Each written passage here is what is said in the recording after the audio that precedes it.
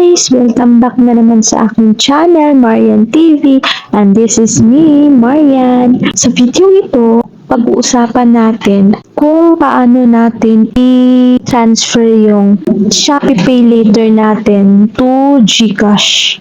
Ituturo ko sa inyo kung anong mga paraan na pwede natin i-convert to cash yung Shopee Pay Later natin. Siyempre, dapat ay meron kang Maya Business App.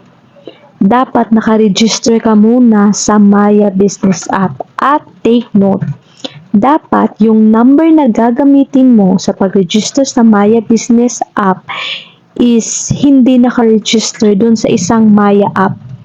Ito. Hindi siya dapat nakaregister yung number dun pag mag-register ka sa Maya Business App. And sa na-try ko is ang ID na available lang driver's license, national ID.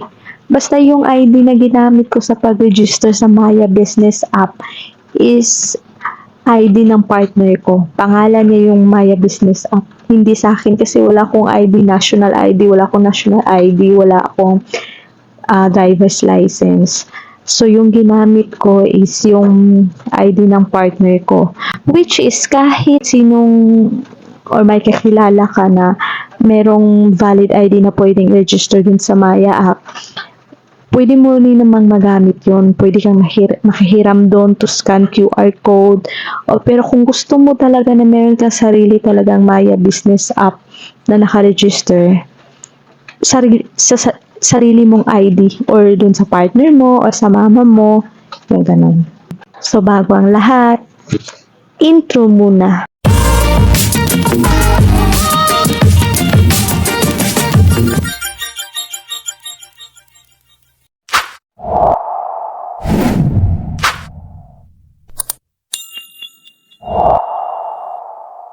So, umpisahan na natin. Punta na tayo sa home menu ng ating cellphone at piliin ang Shopee. Pag open ng aking Shopee ay makikita nyo na yung pay later ko is merong 2,171.95 na natirang credit. So, ang una natin gawin ay punta tayo sa Shopee Pay. Yan yung naka-circle. And then, pag-click mo ng Shopee Pay, meron siyang send money. Then, pag-click mo dyan sa send money, mapupunta ka sa send via QR code. Then, after that, merong lalabas na scanner.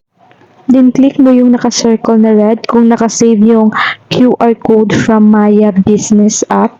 So, ayun na nga, napunta ka sa gallery. Tinabunan ko lang yung mga ibang mga photos ko. Anyway guys, nakadepende sa'yo kung paano ka mag-scan ng QR code from Maya Business. Pwedeng dun sa Maya Business App ka mag-scan ng QR code o pwede rin na sa i-save mo yung QR code sa gallery mo gaya ng ginawa ko dyan sa video or mas easy gamitin kung sinave mo na yung QR code mo from Maya Business. So how to save? Punta ka lang sa Maya Business App, then punta ka dun sa more, then dun makikita mo yung lalabas yung services, then Maya QR, click mo yan, lalabas na yung QR code, i-save mo lang or screenshot mo lang. So, balik tayo dito sa pag-scan ng QR code from Shopee. Transfer na tayo ng pera o magsisend money na tayo.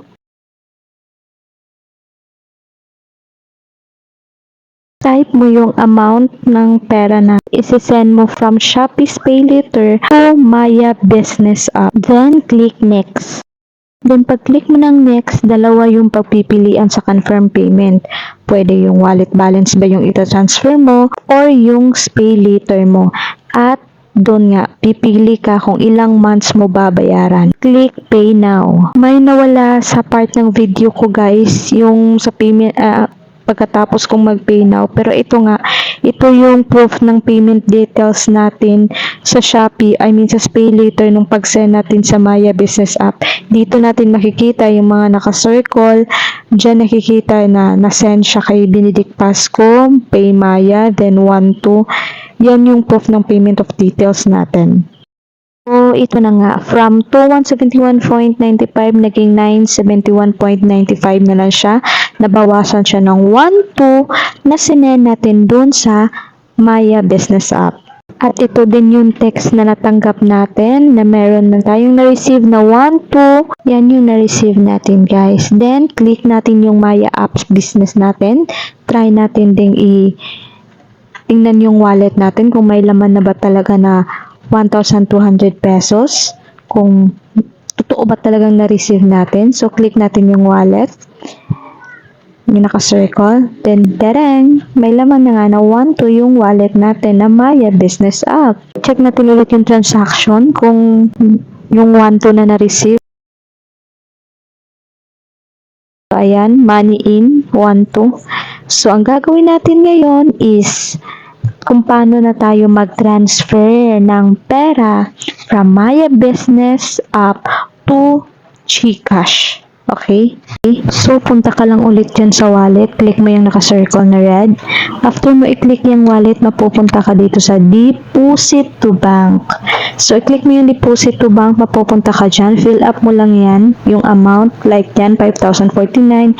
Then, click mo yung GCash na pipilian sa nakalagay na bank. Then, yung account number na pagsisindan mo, GCash number na pagsisindan mo.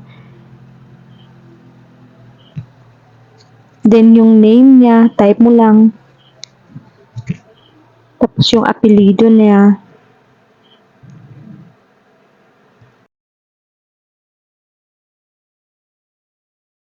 Merong laman yung wallet ko na 5,000. Tapos, sinend ko dyan sa GCash number na yan.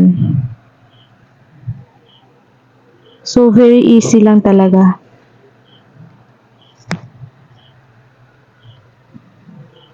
Then, click next. So, i-check mo yung muna yung receiving account info, kung tama ba. Then, confirm. Then, syempre, may darating na OTP dyan sa number na pinaregister mo sa Maya Business. After mo i-input yung OTP, so yun, masasend na yun sa pinagsendan mo ng GCash number. Minsan guys, nag-e-error siya, pero tumatatak naman agad yung refund. Bumabalik agad yung na-refund na money if ever nag-e-error or mahina yung internet mo. Based on my experience. At take note, wala siyang service fee. So, tapos na guys. Nasend na natin yung pera to GCash. So guys, hanggang dito na lang. Sana naintindihan nyo yung tutorial na video ko. At sana, huwag nyo kalimutang mag-subscribe at hit the notification bell para sa mga susunod kong mga video. Thank you!